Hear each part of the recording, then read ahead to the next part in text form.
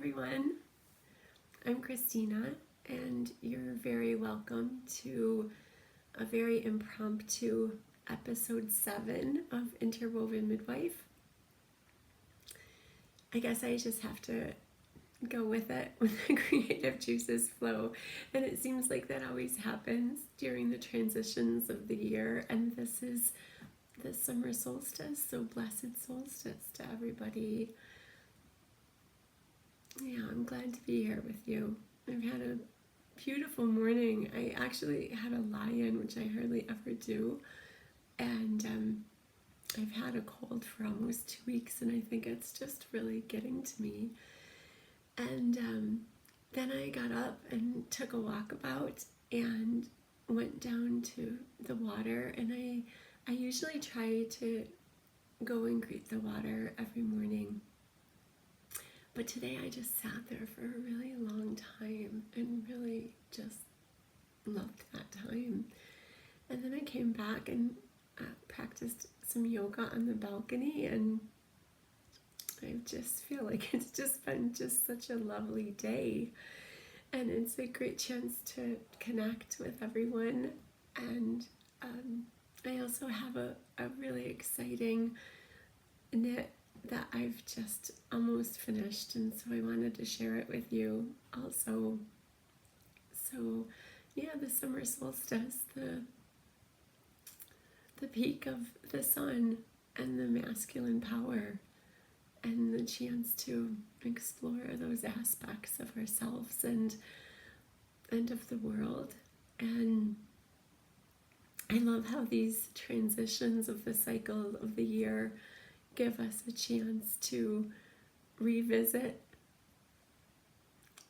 these times in ourselves and these aspects of ourselves. And I had just been telling somebody recently that I've always been intrigued with the teachings of the sacred marriage, and how I feel like I had come so far in myself in balancing the masculine and the feminine.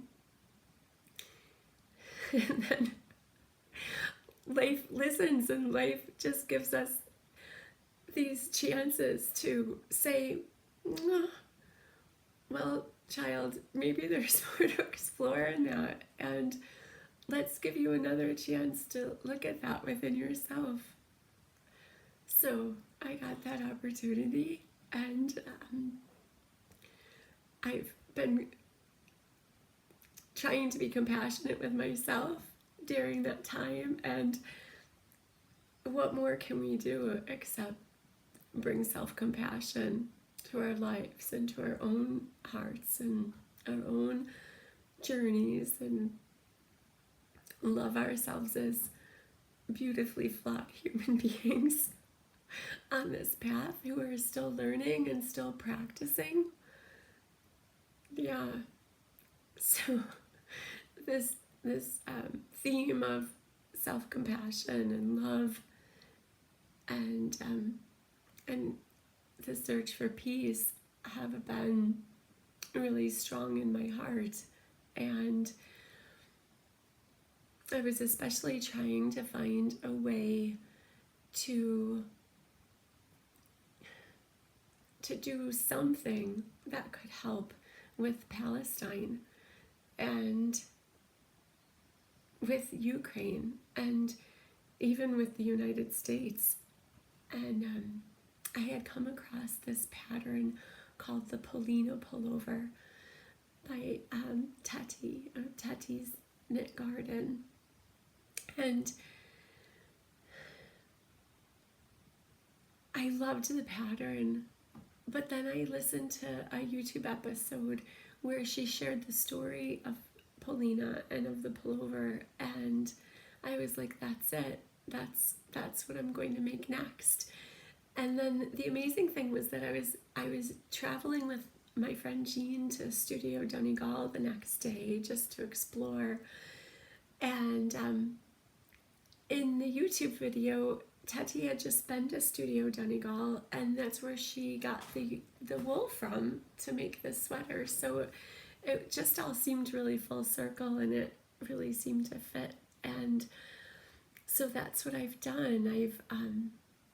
I've made the Polina Pullover, and I've just bound off this week, and I haven't. Today is my work is to weave in the ends and then to black it, so I haven't completely finished yet. But during this time, I've just put a lot of prayers for peace into it. And I was also needing peace for myself. I was having a hard time with work, and I was praying for guidance and for the answers and how to continue, or how to make it work, or how to move on. And so I prayed a lot. I prayed a lot for Palestine, for Gaza, for Ukraine, and then for myself. And then my cat died in the middle of knitting this, and that felt like a terrible thing to happen during all of this. So a lot of prayers for Rupert, and for my own heart, my own broken heart went into it also. So Teti's YouTube video, which I'll post below if that's okay with her, explains the story about the pullover. But Polina is a Ukrainian folk artist, and her house was lost as a result of bombing during the war. And I thought this was a beautiful way to honor her,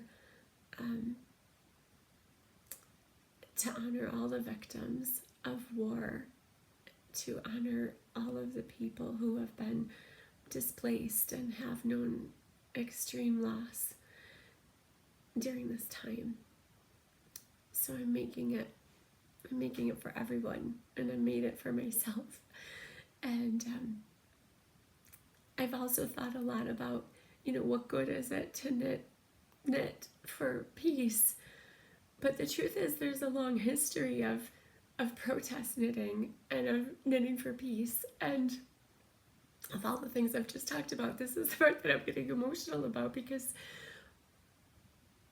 it's women's work. It's that weaving of our lives in the work that we create, and then how those pieces serve us and serve function and serve life. And I'll never stop loving that about women's work. To me, it's just so magical. So I'll post some information about protest knitting also below. But I'll just try it on for you so you can see it real quick. I just love how it's turned out, and I love the colors. It's my favorite color combination, and I'm so glad that I just went with it. And I've never done a folded collar before, so glad that I tried that. And I love the sweet flowers, and I love the pearl bind offs, because I feel like it just gives this such a pretty little turn or fluff to the bind offs.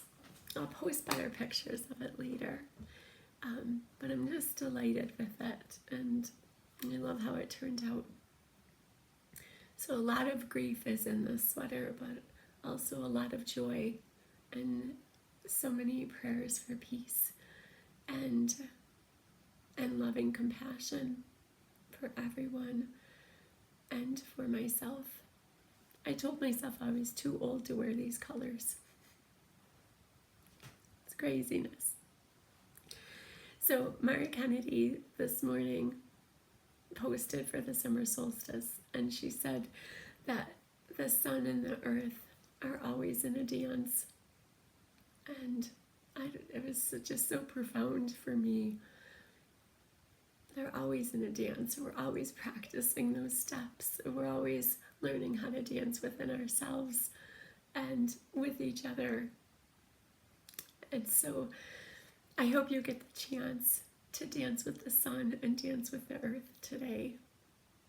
And I hope that you're able to make space for the sun and the earth to dance within your own heart. Blessed solstice, everybody.